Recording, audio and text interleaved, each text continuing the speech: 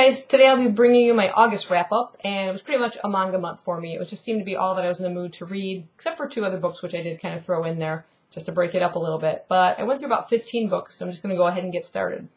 The first book was an audio copy of Codename Verity by Elizabeth Wayne. That's what the cover looks like. This is a World War II teen spy novel, and it's told from the point of view of 2 different women. And I felt myself really getting drawn into their story. And I'll just say it's from the 2 different perspectives. I had a little trouble determining who was telling the story in the beginning, and it got a little bogged down with some technical details about flying and planes and things like that, that I wasn't sure if I was going to like this book. But I stuck with it, and I'm so glad I did, because it is so emotional, and just the characters are just so intriguing, and the situations they're in. I did a full review on this, so I'm not going to go into any more detail about it. I'll just put a link down below. You can go check it out. But overall, I highly recommend you guys pick this one up. And if you get started and you find it a little slow, stick with it. I think you'll really enjoy it. I gave this one overall 4 stars in Goodreads. Then moving on to some of the manga, I continued with Attack on Titan by Hajime Isayama. I picked up volume 5. This begins a female Titan story arc. We've never seen Titans that have any kind of gender. She's very intriguing because she's very intelligent, very quick, and almost indestructible. And it was just a really, really great story. I gave that 5 stars. The story continues in volume 6, and again in volume 7. And I gave both of those 5 stars as well. Volume 7 is interesting because it's almost lots of panels that have just action in them, with like hardly any dialogue. I think I could show you some of them. It's just page after page, in some cases, of just action, and which is a large portion of this particular manga. The one thing I find is odd is a lot of times you'll see a lot of the characters quite sort of bug-eyed, as you can see down there. They have almost this, like a shell-shocked look on their faces. That's a really good example. But considering some of the things they face and the horrors with these Titans after them, I'm not surprised. Really, really great series if you're into that kind of action, and I'm curious to see where these Titans come from and what they're after. So I also continued with Blue Exorcist, which I'm loving that series. It's by Katsue Kato. I picked up volume 8. And this one continues an arc about the Impure King. Tells the story of Rin and Yukio, twin brothers. One of them has demon power within him. They're both, well, one of them is an exorcist, and one's training to be an exorcist. Rin wants to be an exorcist to defeat demons, even though he himself is one. It's a bit complicated a storyline, but I've mentioned and talked about this a little bit before, but it's a really intriguing story. We get a little bit more revelations about Yukio, who is already a trained exorcist, and there's a bit of a darker side to him, and with his now kind of complicated relationship with his brother, his twin brother. And we have volume 9. Oh, by the way, I gave that one 5 stars. Volume 9 I gave 4 stars to. This kind of concludes the arc of the Impure King.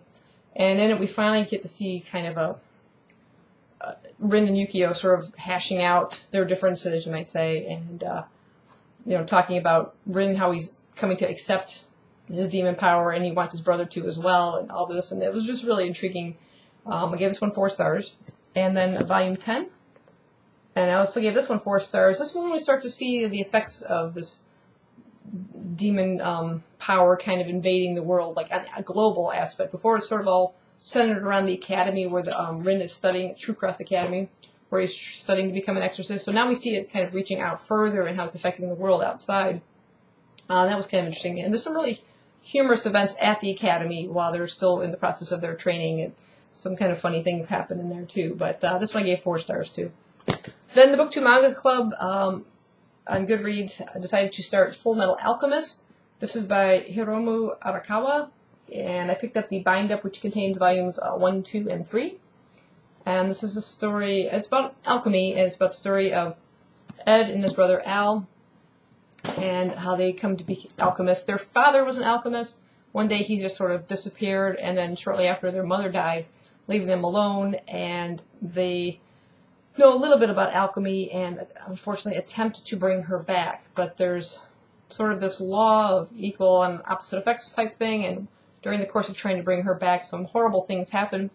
Al's body is taken, believed dead, and Ed loses his leg, and he ends up sacrificing his arm in a way to sort of save his brother's soul. and trap it within the form of this sort of suit of armor. Luckily, the boy doesn't die, and his brother's spirit is still sort of saved, and he ends up getting this metal, like it's a special kind of metal, leg and arm, and now their kind of quest sort of is to find this thing called the Philosopher's Stone to hopefully in one way kind of reverse the effects that they've kind of done to their bodies. And Ed trains to become a full-fledged alchemist, which he becomes soon known as the Fullmetal Alchemist. Even though his brother's the one in Full Metal, it's the sort of twist of the term because he has effects with metal. It's a really intriguing story, lots of humor in parts, but also very emotional in others, especially with regards to the boys and their mother dying and trying to bring her back and all that stuff. It was quite moving, but I really enjoyed the series. I gave this whole bind-up series 5 stars. I immediately picked up the second group of bind-ups, which contains 4, 5, and 6. Also gave this 5 stars. This one has loads of feels in it. It really attached to some characters, which unfortunately don't survive to the end. There's a great backstory dealing with those earlier events with Ed and Al and their mother. Very, very moving, and I really enjoyed it, so I can't wait to start the next bind-up on that. Gave that one 5 stars as well. If you're looking to start manga, it's a really good series along with Death Note to kind of jump into. Then on a little lighter side, I decided to pick this one up. This is called Nisekoi False Love. It's volume 1, and it is by Naoshi Komi. And this is about the son and daughter of rival gangs.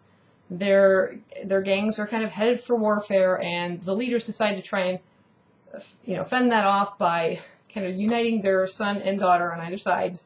Sort of like a Romeo and Juliet type thing, except they don't like each other. But they're being forced to kind of be a couple to kind of bring the tensions down between the two groups. Now we have Reiku on one side. He is matched up with Chitogi. So this is Reiku, and that's Chitogi. And they're the son and daughter of the two rival gangs. Now, Reiku wants nothing to do with the whole Yakuza, that's Japanese gang. He wants just peace and everything, and he doesn't want to be, fighting, and he really wants nothing to do with this girl, which he kind of ran into at school, and ever since then they have been fighting and throwing names back and forth, and when they find out they're going to be forced to be a couple, they're both freaking out. Now, there's this other girl here, Onodera. He has a crush on her, she kind of has a crush on him, but neither one has kind of gotten the courage to come forward and say anything, and Raku is kind of torn between her and a promise he made to a girl 10 years earlier, whose name he can't remember. He met her on vacation, and became kind of close. They show them like when they were kind of young, pretty young. When they were little kids. Let's see. Let me get the picture here. Come on. She gave him a locket, and she holds a key.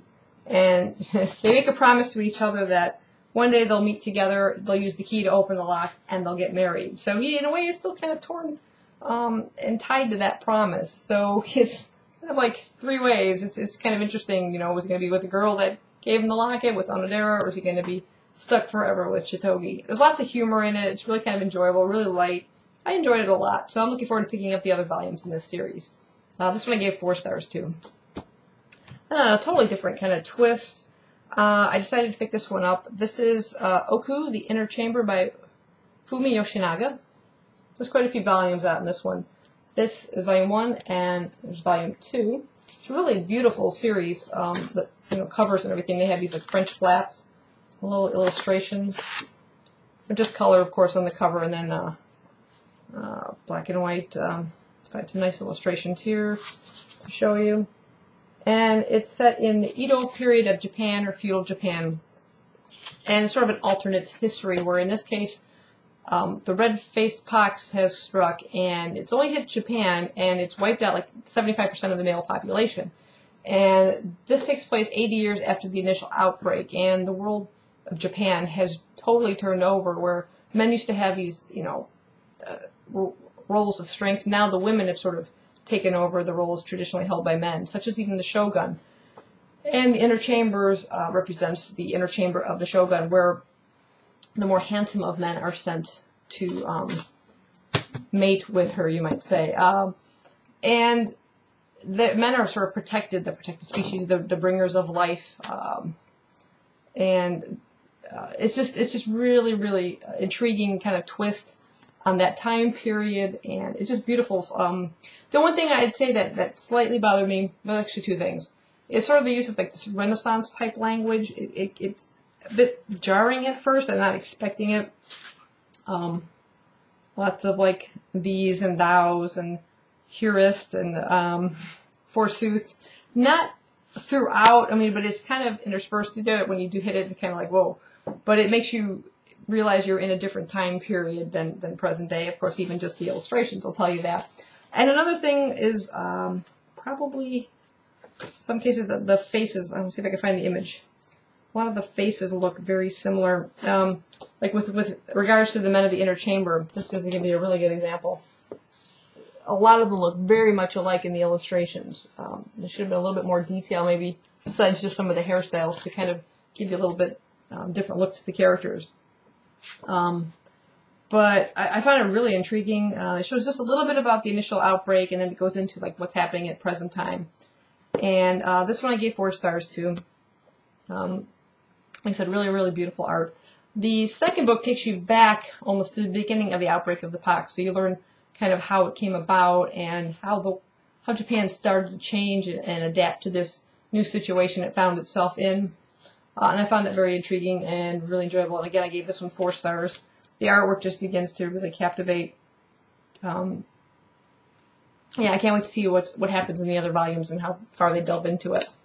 Then I also picked up another volume, another novel, you might say, finally, to get a little break from the manga. And I picked up Never Fade by Alexandra Bracken. This is the second book in the Darkest Minds series, which I really enjoyed. Book 1. This one took off to a little bit of a slower start. There was other characters I didn't find myself all that interested in, and I just wanted to get back to my main characters. Of course, Ruby, the main character who tells the stories from her point of view, is present, but there was other characters I wanted to find out what happened to them, and it took some time before things started to develop that really grabbed my interest. And once I hit that point, it just took off and held my attention, and I can't wait to find out kind of what happens next. Really, really good series so far, and like I said, except for the slow start, which I gave it 4 stars for, I really enjoy this one. I can't wait to see what happens next in this. And finally, the last 2 books I read, as part of this box set I have here, and it is the Speed Racer set. This is a show I just have a lot of nostalgia for, and I grew up watching the anime on TV as a kid. And I have volumes 1 of Speed Racer, Maka Go Go Go, and that's by Tatsuo Yoshida. And then, of course, volume 2. Volume 1 I liked a little bit more, I gave it 4 stars, and volume 2, 3 stars. But it's about this young boy named Speed Racer. His father, Pops, is kind of an engineer / mechanic who sort of developed the Mach 5, which is his car. And he wants to become a professional racer, even though his father does not want him to. He had an older brother who wanted to go into racing, and he thought he wasn't capable yet or qualified yet, and that his older brother disagreed with Pops and ran away. So he doesn't want his son to kind of follow his other son to follow in those same footsteps. He's kind of concerned, but Speed's a good guy. He always comes to the rescue of people in need. It's a lot of that kind of good guy versus bad guy, a lot of black versus white type thing, and yeah, it's pretty interesting. You have lots of, I have to say, gravity-defying driving. I hope I can find some instances. There's lots of action. I think that's what I like the most about it. I wouldn't say the plots are that intriguing. It's, like I said, it's more the nostalgia of it that I face. But, I mean, seriously, acrobatic car driving, and they all stack up, and then they all are driving along, and then they all fly off. I mean, really? Cars can do that? I don't know. Sometimes they're driving up and down mountains. Lots of people are crashing in this. I mean, there's got to be people dying left and right in this manga. But there's something about it that, just like I said, takes me back, and I really enjoyed it. The artwork is probably the best about it. It works much more, it's much more colorful and bright and exciting as an anime, but still, even in this format of a manga, it still does really well. I think I like even the illustrations a bit more in the first volume, a little bit more bigger, full color, full panel pages almost. But still, it's still really, really good series. Plot-wise, you might not find it as intriguing, but nostalgia-wise, like I said, it was enjoyable. So overall, that's what I read for August, and I hope you enjoyed it. Maybe decide to try some of these. Let me know if you've read anything here before and what you thought about it, and I'll see you in my next video. Thanks for watching.